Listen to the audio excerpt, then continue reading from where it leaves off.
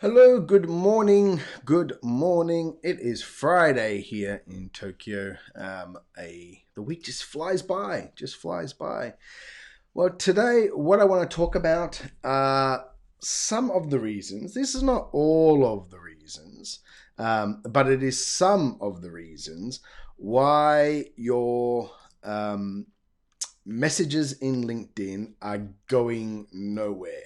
And what I mean by that is that your messages end up with the person kind of ghosting you, right? They just go kind of silent on you, or they don't even really get past them just saying thanks, but no thanks, and moving on, or they just get no actual response.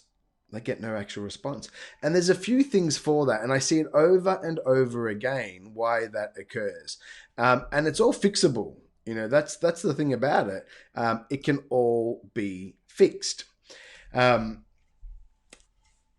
you're doing messaging and doing outreach and getting into conversations on LinkedIn, you've got to really keep in mind that your profile, you need to see LinkedIn as a sales funnel, And that means if you go into someone's inbox or you go into Messenger and you start talking to someone and there's no congruency with who you are, what you do, what your expertise is, how great you're doing it, and what other people are saying about you, when someone goes and checks your profile out during that outreach or during that conversation that you're having, you could be putting them off fairly quickly, because if someone goes to an incomplete profile, and you're pitching yourself as a marketer, or you have some kind of solution in their industry, when someone's buying a solution, they generally want to buy from someone who is seen as that expert. And one of the easiest ways to kind of have impact with that is to ensure that at least your profile is set up in a way where it's geared towards them. Yeah. And most of you probably have this kind of online resume, and that doesn't do you any favors. When you get into these conversations with individuals and they check you out and they just see this kind of resume, and there's like 10% of the profile is about what you do now. It doesn't really talk well to the fact that you're pitching yourself as this expert and a solution provider. So first of all, start to think when you go into this, into the inbox, go into Messenger and LinkedIn, does your profile support what you are purporting to be when you get into those conversations? Is it a client-facing page where you're showing them what you do, how you do it, you understand their problems? And I'll talk about that one a little bit later. But that's a huge, huge gap when someone is actually getting into a conversation, because believe me, they may connect with you on LinkedIn, but then when they go and if you start they may connect without even looking at your profile. But once you start a conversation, and I've looked at this over and over again, once you start a conversation, you're pretty much guaranteed they're going to go look at your profile just to say, oh, who's this person again? And then they'll come back to Messenger. So you've got to ensure that you've got congruency there. That's the first thing. The other problem is so many of you go into a conversation without any kind of practice syntax. You haven't pre-thought a process of how you're going to communicate with these people. You're kind of winging it every single time. Now, when you go into LinkedIn and you're getting into these conversations, it's a really great idea to block your time and your focus on a particular type of avatar at the same time. So maybe for a week or 2 weeks, you work on a particular avatar that you want to get into discussions with. That way you're aware of the problems, you're aware of the kind of myths that they may have about your solution, you're aware of the objections that they're going to be throwing at you. All of that is going to be the same, because it's you're going after the same type of people, rather than going one person to a different person, different type of avatar. You want to be talking their jargon. You want to be using any kind of social proof within that industry. So it's best to stay within a particular avatar and have a practice syntax. So that means how are you going to take this person through a conversation? Now, they have to see it as genuine and authentic, and they have to feel that, right? They need that.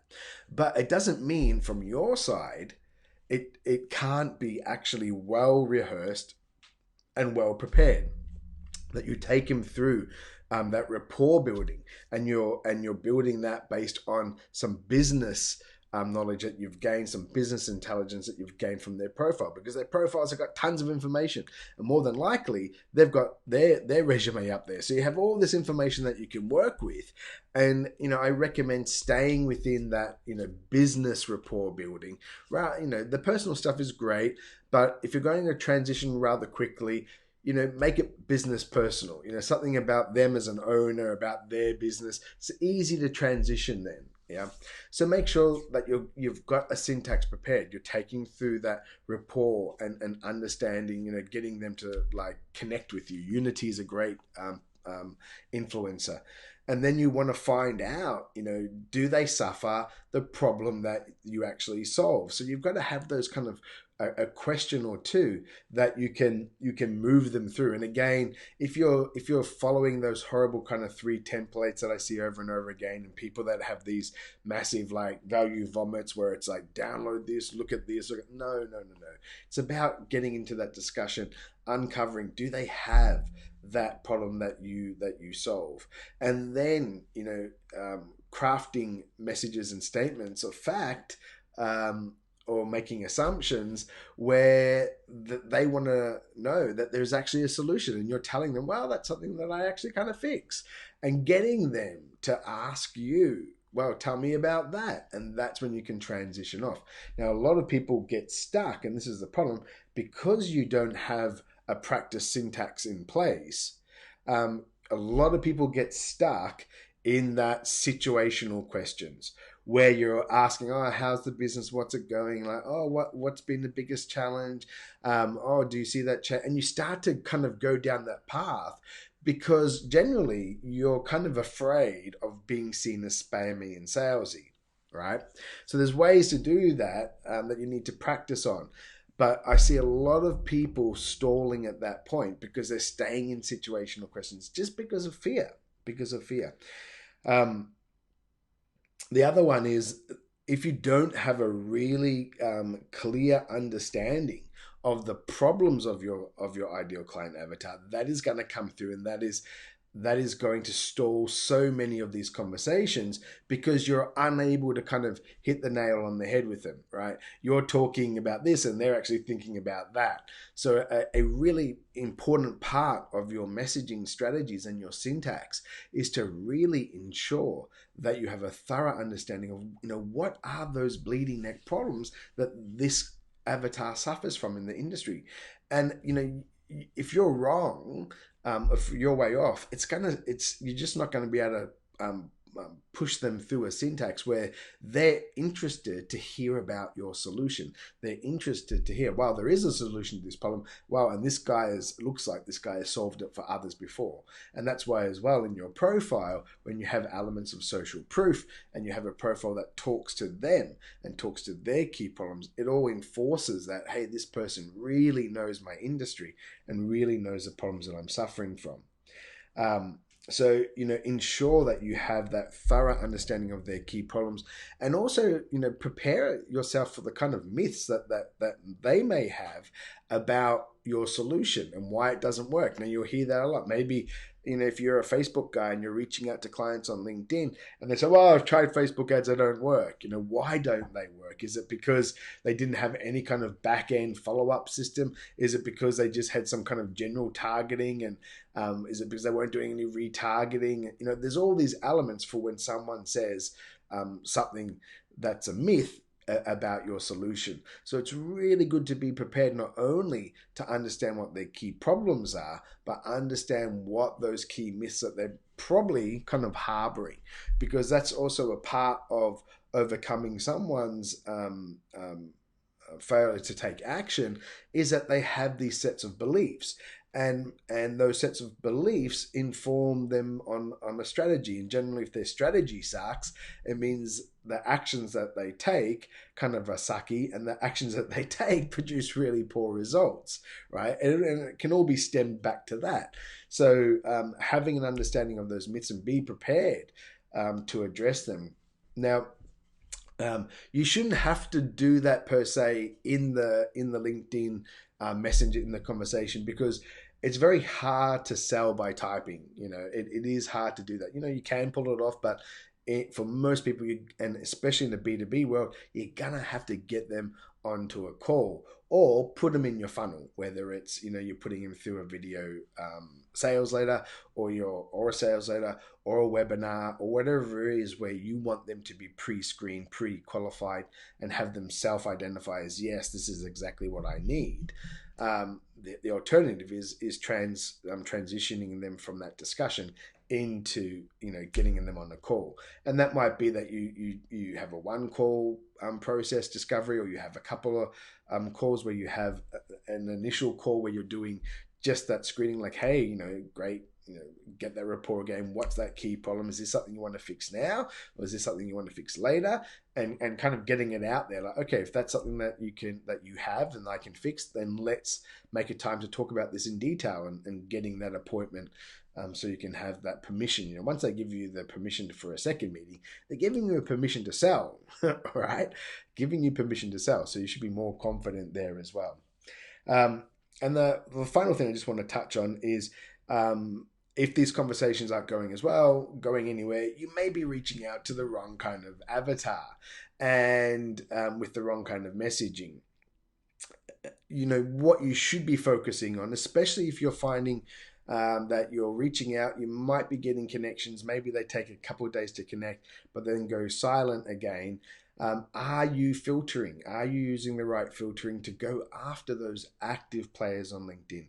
The ones that are actually coming in, using LinkedIn, posting, especially. They are the cream of the cream that you want to go after. They're the low-hanging fruit. They're the ones that will get you as close to a revenue event as fast as possible. And you want to focus on those ones before you start going after the inactive ones, or the ones that aren't really participating.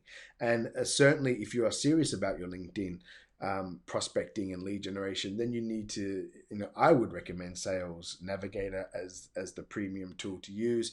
There's Recruiter Lite, there's Business, there's a whole host of them. But Sales Navigator gives you some really great spotlighting and filtering features. And when you layer the right strategies on top, it can be really powerful. And that's like anything, right? It's just a tool. So don't think for a minute, if you're not converting now, if you're not getting into these right conversations now, and leading people through a syntax and all that, just by getting Sales Navigator or buying some kind of automation tool, it's suddenly all going to get better. That doesn't happen. These tools work when you already have a system that is working as well. And I always use that adage, if you drive a Toyota Corolla, it's a great car and all, but if you're a really crappy driver in that, you're always, smashing into things, your parking sucks, you leave this trail of destruction behind you.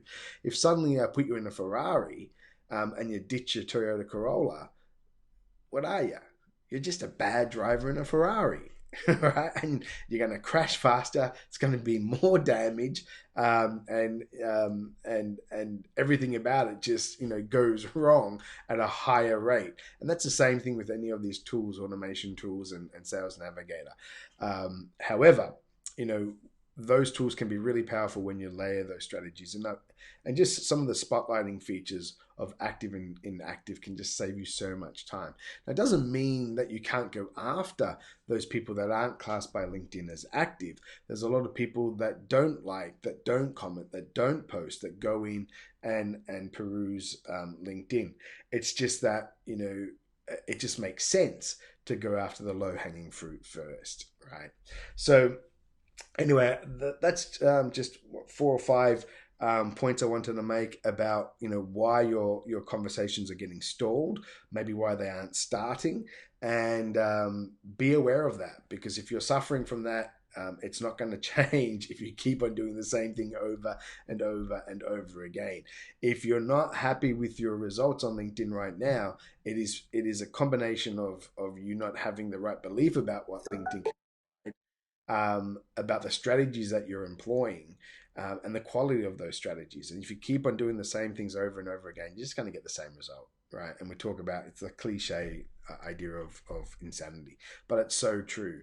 You need to have a complete new set of strategies when you approach LinkedIn. And most of that I see comes with the profile, the messaging of the profile, the way the profile is structured, because that's going to help with inbound.